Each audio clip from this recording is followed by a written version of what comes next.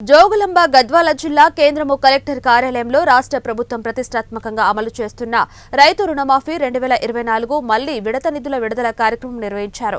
ఈ సందర్భంగా సీఎం రేవంత్ రెడ్డి రాష్ట్ర సచివాలయం ఆవరణ నుండి చెక్కులను విడుదల చేయడంతో వీడియో కాన్ఫరెన్స్ లో తిలకిస్తూ రైతులకు చెక్కులను కలెక్టర్ బిఎం సంతోష్ అందజేశారు। రాష్ట్ర ప్రభుత్వం రుణమాఫీ ద్వారా జిల్లాలో రైతుల ఖాతాల్లో 174.73 కోట్ల రూపాయలు జమ చేస్తుందని జిల్లా కలెక్టర్ అన్నారు।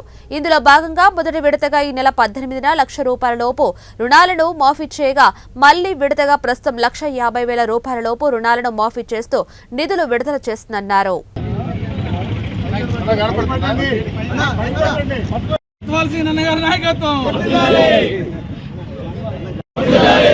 చౌదరి గారి నాయకత్వం, రఘురామరెడ్డి గారి నాయకత్వం, మల్లన్న గారి నాయకత్వం, జై కాంగ్రెస్, జై కాంగ్రెస్ గారి నాయకత్వం, భట్టి గారి నాయకత్వం, కాంగ్రెస్, జై కాంగ్రెస్, రాహుల్ గాంధీ గారి నాయకత్వం।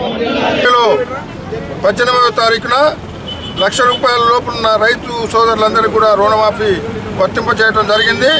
ఈరోజు పెద్దలు రేవంత్ రెడ్డి గారు నాయకత్వంలో 1,50,000 రూపాయల లోపు ఉన్న రైతులందరికీ కూడా రుణమాఫీ చేపట్టడం జరిగింది। దీనికి రైతాంగం మొత్తం కూడా సర్వత్రా సంబరాలు జరుపుకుంటున్నారు। అందులో భాగంగా పాల్వంచ మండల పట్టణ కాంగ్రెస్ ఆధ్వర్యంలో ఈరోజు కలెక్టరేట్ ఎదురుగా రైతు రుణమాఫీ అయిన సందర్భంగా సంబరాలు జరుపుకోవడం జరిగింది। అందులో భాగంగా రేవంత్ రెడ్డి గారు రాహుల్ గాంధీ గారికి ఫ్లెక్సీకి పాలాభిషేకం చేపట్టడం జరుగుతూ ఉంది।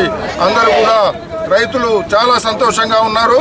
కాంగ్రెస్ ప్రభుత్వంలోనే రైతులందరికీ కూడా న్యాయం జరుగుతుందనే ఆ అభిప్రాయానికి రైతు సోదరులందరూ కూడా ఉన్నారు।